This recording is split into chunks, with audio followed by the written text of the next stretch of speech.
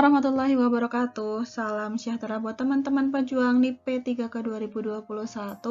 Welcome back to CISP Channel Sharing and Learning. Yes, kita kali ini akan lanjut lagi bahas soal pedagogik, materi-materi yang ada di modul SIM PKB. Jadi banyak yang nanya, Kak, gimana sih cara supaya kita itu bisa lebih mudah lagi paham tentang pedagogik. Jadi yang pertama ya teman-teman baca dulu ya, yang dibaca apa ya, modulnya yang ada di SIM PKB dulu ya, karena ini sebenarnya memudahkan sih buat teman-teman. Jadi sudah difasilitasi ya oleh pemerintah, ada modulnya, ada reviewnya, ada tryoutnya, jadi paling tidak ada acuannya kita belajarnya, nggak bingung lari ke sana ke sini gitu kan ya. Yang kedua, ya, banyakin latihan teman-teman. Jadi semakin banyak latihan kan nanti wawasan kita semakin bertambah. Nanti dari latihan itu, misalkan kita ketemu soal yang kok materi ini nggak ada ya di SIM PKB, tapi itu masih ada korelasinya, masih nyambung dengan bahasan yang di situ. Nah, nanti teman-teman terus cari referensinya tentang materi itu dan dicatat. Jadi dengan baca, kerjakan soal-soal atau tryout, lalu dicatat. Nah, itu insya Allah nanti akan semakin mudah lagi untuk difahami. Bisa karena terbiasa. Seperti itu ya. Nah, sedikit lagi info nih buat teman-teman semuanya. Yang kemarin banyak ketinggalan juga tryoutnya. Jadi tryout keempat akan aku laksanakan Sabtu ini. Wah, cepat banget ya. Jadi bisa teman-teman akses Sabtu malam sampai dengan hari Minggu gitu. Nanti linknya aku share ke grup Telegram. Jadi pastikan teman-teman sudah join ya di grup Tele. Seperti biasa, aku sertakan linknya ada di deskripsi box. Oke, jadi untuk soal-soal di tryout 4 besok, semuanya nanti full aku buat sendiri. Jadi soalnya nanti sesuai dari yang ada di SIM PKB, di modul SIM PKB. Jadi full semuanya nanti aku buat sendiri ya. Jadi kemarin itu yang tryout ketiga pedagogik itu aku sebagian besar buat sendiri, tapi masih ada beberapa yang aku nyusun. Jadi beda ya bahasanya membuat dan menyusun gitu. Kalau menyusun berarti aku tinggal ambil-ambil saja dari beberapa sumber gitu, lalu ya aku susun gitu jadi tryout. Nah, untuk yang tryout keempat besok ini insya Allah akan aku buat sendiri soalnya gitu. Jadi teman-teman pastikan untuk stay tune semuanya di grup Telegram ya. Ini tryoutnya gratis and no syarat. Oke, kita langsung saja ya ke pembahasan soalnya. Let's go. 1. Pada suatu kompetensi dasar menjelaskan prinsip-prinsip klasifikasi makhluk hidup dalam 5 kingdom. Seorang guru mendapati setelah melakukan PBM bersama peserta didik, dilakukanlah proses evaluasi PBM melalui ulangan harian. Dari ulangan harian tersebut didapati 6 peserta diantaranya tidak tuntas, sedangkan 14 lainnya tuntas. Menurut ulasan di atas, perlu rasanya guru membuat pengayaan untuk 14 peserta didik yang sudah tuntas, sembari melakukan program remedial untuk 6 peserta didik lainnya. Bentuk pengayaan yang tepat dari uraian di bawah ini adalah jadi bentuk soal seperti ini ada di tryout SIM PKB ya. Nah, dan ini ada beberapa teman-teman itu yang nanya, Kak, kata kuncinya itu mana sih, masih bingung kalau keluar indikator kompetensi dasar yang seperti itu. Oke, kita balik lagi ke soal. Jadi ini adalah model soalnya HOTS. HOTS itu maksudnya apa? HOTS itu adalah soal yang diawali dengan stimulus gitu, lalu kita nanti bernalar. Nah, kita bedakan ya. Misalkan ada soal seperti ini. Apa ya contohnya? Ibu kota Iran. Sebutkan ibu kota Iran. Nah, itu soalnya HOTS atau tidak? Oke, jadi mungkin untuk teman-teman yang tidak tahu itu ibu kota Iran itu di mana, ya mungkin beranggapannya itu HOTS gitu. Ya karena susah, nggak tahu gitu kan. Padahal itu level kognitifnya adalah di C1 karena hanya menyebutkan. Jadi soal HOTS itu bukan yang seperti itu. Nah, ciri-ciri soal HOTS itu ya seperti ini. Dengan yang diawali stimulus, lalu nanti dinalar.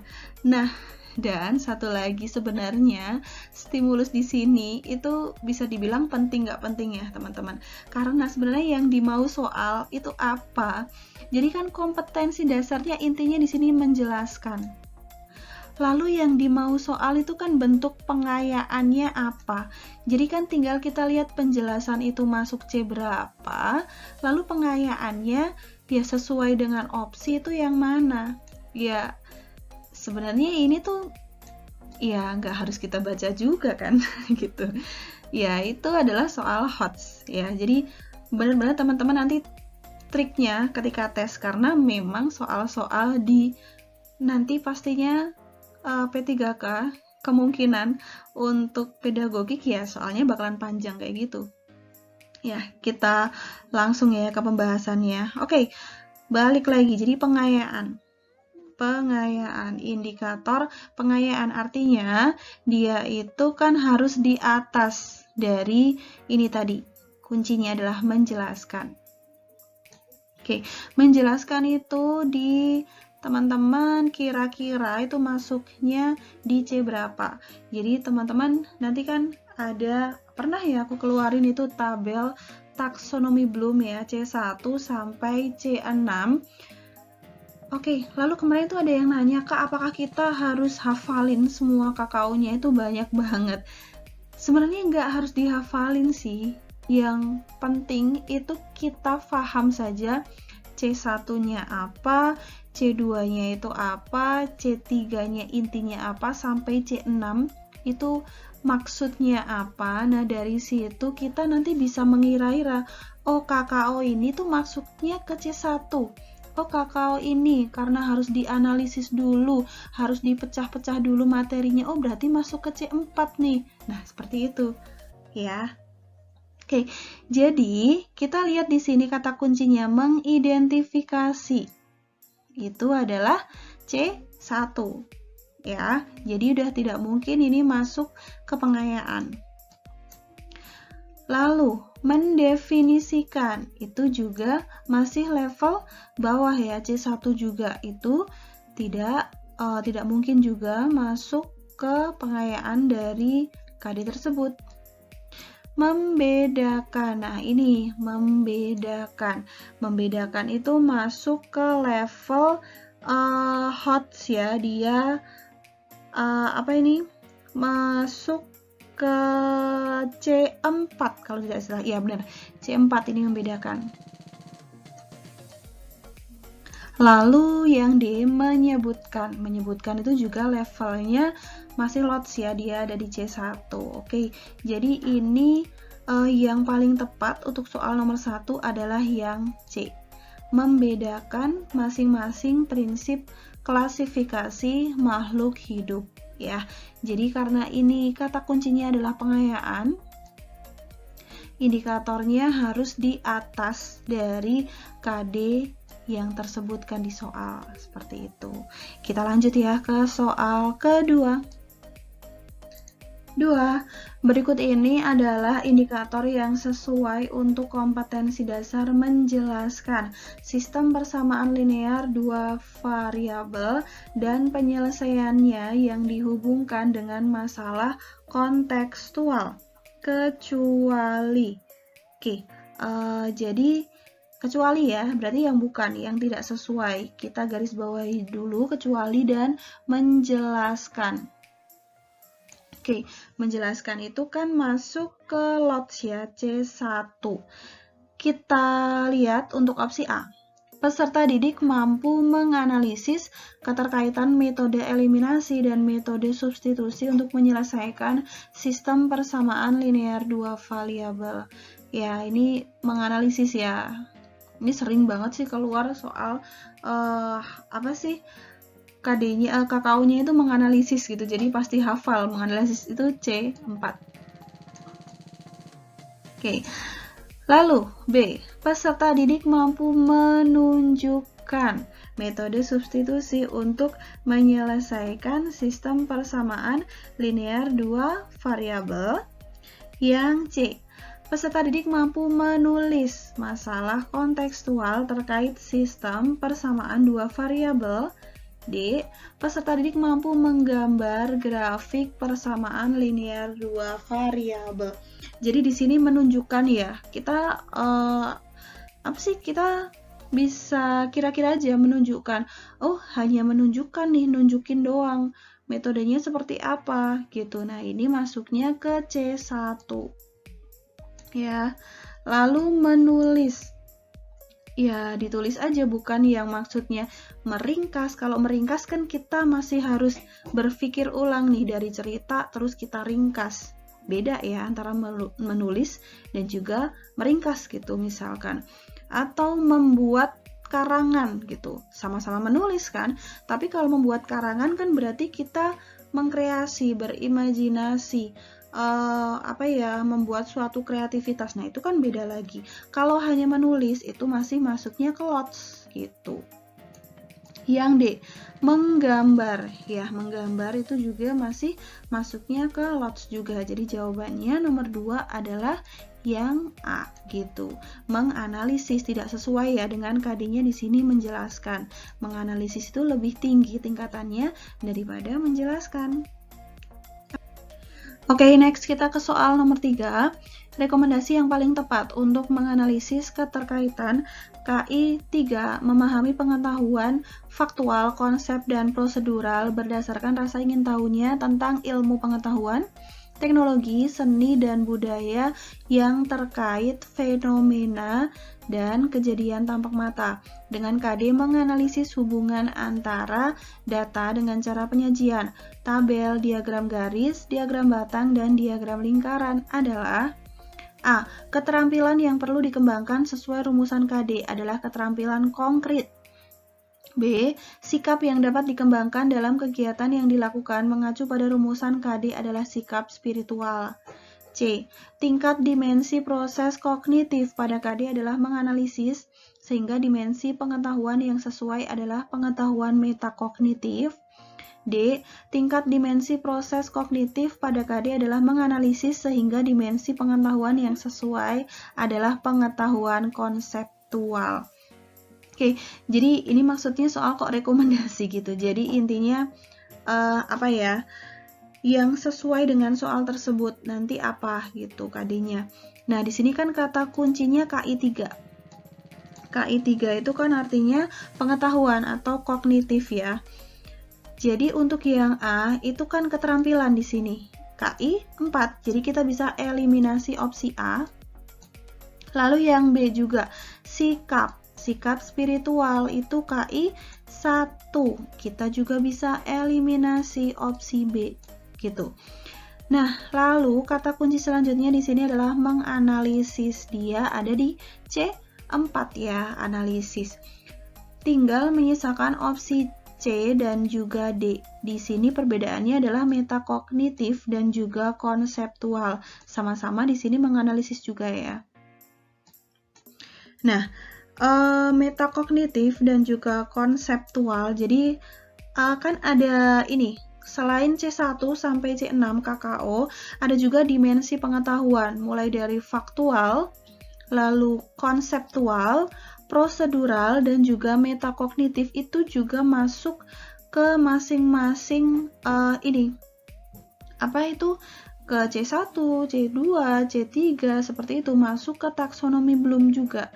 Dia ada tingkatan-tingkatannya ya, dari yang paling rendah itu faktual dulu, dari fakta, lalu naik lagi menjadi konsepnya, lalu ke langkah-langkah urutan-urutannya, prosedural, dan akhirnya ke dimensi berpikir yang lebih tinggi, itu metakognitif. Nah, si metakognitif sendiri itu adalah dimensinya dia HOTS ya, ada pada C4 sampai dengan C6. Nah, ini sesuai dengan KD yang ada di soal menganalisis, jadi lebih tepatnya adalah jawaban yang C. Karena di sini konseptual tidak sesuai ya, dia masih di tingkatnya LOTS gitu. Dia masih di C2, di atasnya faktual. Itu faktual kan di C1. Next ya. Kita ke soal nomor 4. Sebutkan rumus volume tabung. Soal di atas berada pada level kognitif. Oke, teman-teman silahkan dibaca dulu opsinya. Di sini kata-katanya sebutkan ya, jadi hanya menyebutkan saja. Nah, itu ada pada level C1 atau mengingat. Ya, oke teman-teman, sebelum teman-teman melihat pembahasannya ini, jangan lupa teman-teman untuk mengerjakan dulu tryout-nya. Tryout apa? Tryout pedagogik. Aku tadi lupa sih bilang di depan gitu. Jadi sebelum aku rilis video ini, aku udah buat dulu tryout pedagogik tentang materi yang aku bahas ini. Dan sebenarnya di tryout itu soalnya lebih banyak daripada yang aku bahas. Jadi silahkan teman-teman kerjakan dulu tryout-nya. Aku cantumin linknya ada di deskripsi box. Oke, setelah itu baru teman-teman bisa lihat pembahasannya ya. Next, ke soal nomor 5. Jelaskan apa perbedaan dari luas permukaan tabung dan volume tabung. Soal tersebut berada pada level kognitif. Oke, jadi ini teman-teman jangan bingung ya, maksudnya di sini kan di depan ada kata-kata menjelaskan. Apakah itu yang buat patokan? Sebenarnya di sini kan bedanya ya, harus tahu perbedaan dari luas permukaan tabung dan juga volume tabung itu apa. Jadi kita harus bisa memahami konsep dari luas permukaan tabung dan juga konsep dari volume tabung itu seperti apa. Nah, soal tersebut itu berada pada kognitif yang B, memahami, karena dari yang tadi itu sudah bisa menyebutkan ya, artinya apa sih, peserta didik sudah bisa menyebutkan nih luas permukaan tabung itu apa, volume tabung itu apa. Nah, sekarang udah bisa bedain mana yang luas, mana yang volume gitu. Oke. Next ke soal nomor 6. Berapa volume tabung dengan jari-jari 14 cm dan tingginya 20 cm? Soal tersebut berada pada level kognitif. Nah, tadi kan yang pertama ya, sudah tahu rumusnya, terus sudah bisa bedakan. Sekarang itu peserta didik diminta untuk dari rumus tersebut lalu memecahkan masalah, diaplikasikan, diterapkan kepada contoh soal gitu.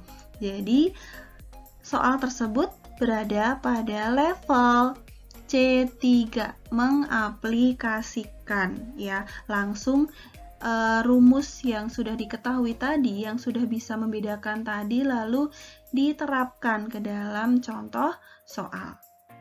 Next. Oke, Rafli mempunyai botol berbentuk tabung dengan jari-jari 14 cm dan tingginya 20 cm.